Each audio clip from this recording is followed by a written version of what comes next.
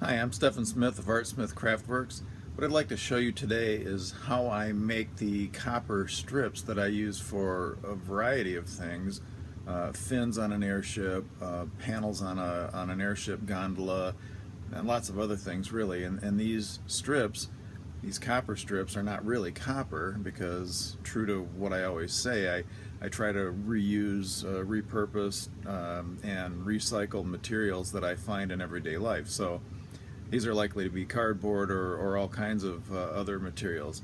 In particular, these copper strips are fiberboard that is like cereal box cardboard, that kind of thing. But when they're painted and treated the right way, they're kind of hard to tell that they're not copper, at least from a distance.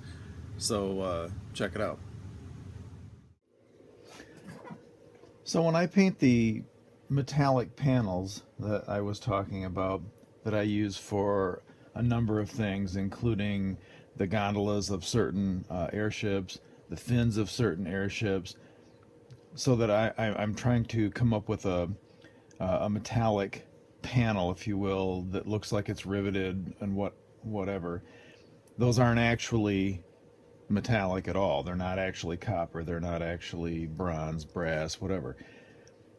In keeping with what I always do, I'm trying to reuse and repurpose things. So in this case, I'm starting with some cardboard that really is just made from or gotten from old pie boxes. I mean, the grocery stores, when they get frozen pies in for the deli or whatever, they come in sometimes a white or sometimes this craft colored box, and it's really just a thin type of fiberboard.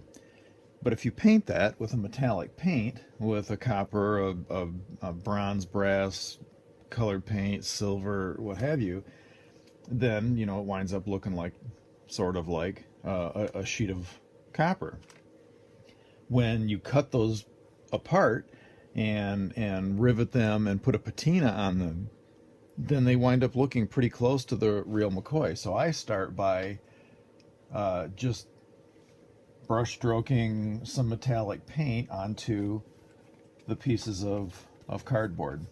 When that paint dries, and as I'm doing this, I'm trying to get as few brush streaks, brush strokes as possible, although you're going to have some, but it's not going to be a huge deal as long as you try to be fairly fine with it.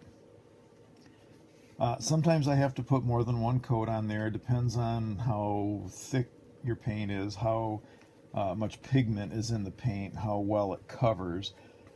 Sometimes I can do it in one coat, and that's fine. Actually, probably the fewer coats you have to use, the better. That way, the fewer brush strokes get layered one on top of the other. But if I have to put multiple coats of paint on a particular piece of the fiberboard, then I will try to turn it and go the other way with the brush strokes so that it kind of sort of evens things out. It's not always possible, and like I said, if you do your best to minimize how big and thick those brush strokes are, you really don't notice it that much. And of course, another secret is, once you have a coat of paint on there, I mean, this is an acrylic paint. Once you have a coat on there, it's best not to keep going over it because it's going to start drying, and then you're going to make the streaks worse. So one coat, let it go. In this case, I've got a fairly large size piece of fiberboard here. Sometimes, depending on the metallic color I need, I'll do the whole thing in one metal, if you will. This one tends to look kind of goldish. I've got some that's kind of copper colored. I've got some that's like a deep browny bronze, and I like that one pretty well. Some things I can get in big quantities paint-wise, some things I can't. Some things you get and they're called, let's say, copper, and you open it up and it doesn't look like copper at all. It looks terrible.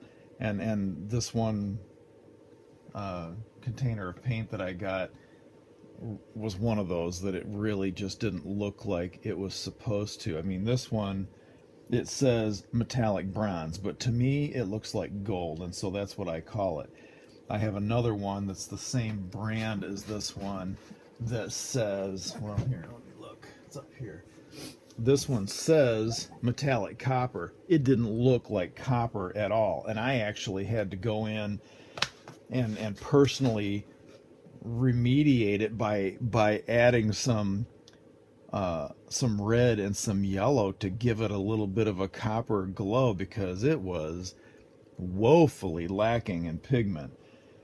But you know, when you're buying big jars of paint, sometimes the quality's not what it is on the little craft jars of paint. I'm sorry to say, but that's kind of how that works. So I modified it to what I like, and I guess that's the benefit of having art experience or an art background, a painting background, one way or another. You know, you can always modify things a little bit and make them look more like they should look, or more like you like them to look color-wise. So then I let this dry, and that's going to take just a little bit of time. So I'll come back here in a second as soon as that's dry. Okay, so now I've got the cardboard fiberboard painted, and on this side I've got a gold color, and on this side it's more of a bronze, I guess you could say, and the paint is dry.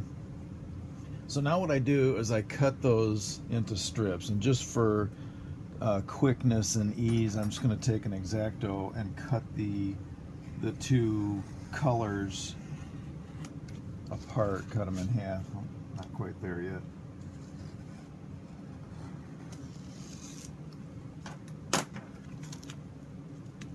Okay. And then just to illustrate what I normally do, I'll take one edge that's straight, I'll trim the you know, oddball stuff off the top and the bottom, and generally I'll use just a straight edge or a triangle or something like that to do that, just so that I've got it nice and square and straight. So we'll cut that end piece off, flip it around, and so as not even to waste a little bit, you can see I put some paint on the flap, which I won't even throw away. I'll still use that. So I'm cutting right here next to like the double thickness where, like, you know, the pie box had been glued to the side or something like that, and I can't really use that, but I can still use this part.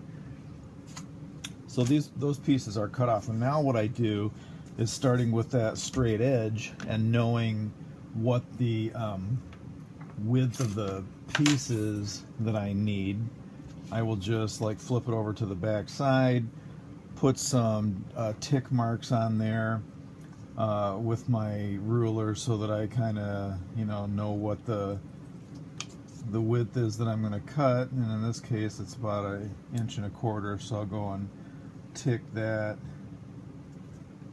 Oops, slide all over the place here. And 3 3/4 and 5. And then I'll come down here and do the same thing, just because it's simpler to do that rather than worry that you're perfectly square. How many of you can multiply by 1.25? All right, so just for the sake of demonstration, I've got about 4 pieces. So I'm cutting these at about 1.25 inches apart, and I'm cutting on the side that's not painted. Not that that makes a lot of difference. Sometimes it can with when you're cutting with an X-Acto knife, because I think you've noticed how if you're cutting with an X-Acto, at times it can kind of curl an edge up, and then it leaves like a ridge, and so you have to almost burnish it down so that it doesn't look like cardboard, doesn't give it away and show that it's not really metal like you're trying to make it look. All right, so let's just do a couple more. And if I have any extra, I mean, I don't even throw that away. I've got, you know, like strips of stuff that are narrower. You can always find a use for that, because when you're constructing something that looks steampunk, very often random things that look like they're riveted on top of something wind up looking like a patch or what have you, and those small pieces work out really great for that kind of work. So why would you toss those? They're already painted. I don't like to throw any of that scrap away that's painted, because I might be able to use that piece for something. I know it sounds ridiculous, but when you do recycle and reuse things, even, you know, among the items that you're repurposing, you can repurpose the repurposed stuff. So, okay, so there's all uniform pieces, and this is what I'm talking about. Like when you're cutting, you kind of create a ridge, and so I'll go down with my fingernail sometimes and just knock that ridge down so that it looks like the edges are nice and smooth and kind of rounded that way, rather than flared up from being cut by the X-Acto. So then, typically when you have copper colored stuff, or in this case gold or bronze, I mean technically gold doesn't oxidize, but to the eye it, you know, it looks better if you're making it look like that. I take like a hunter green, dark green art marker, and I will like give it a pre-patina base of green on an edge, just by taking that marker and running it down the edges.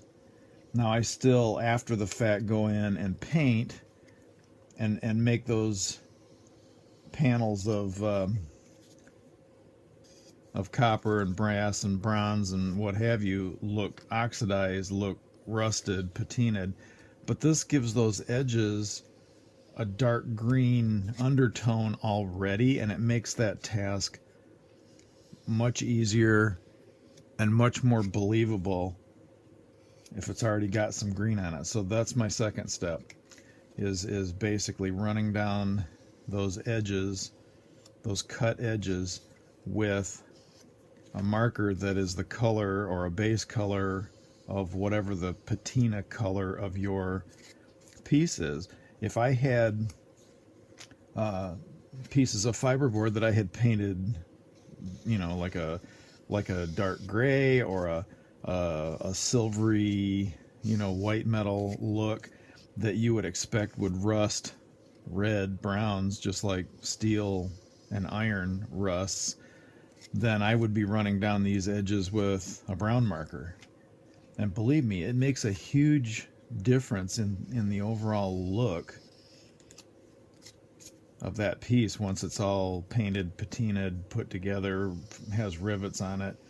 I mean, I don't know how many people have said when they were looking at the fins or the gondola after I had done my patina application on there, they thought it was real metal. They thought it was real copper.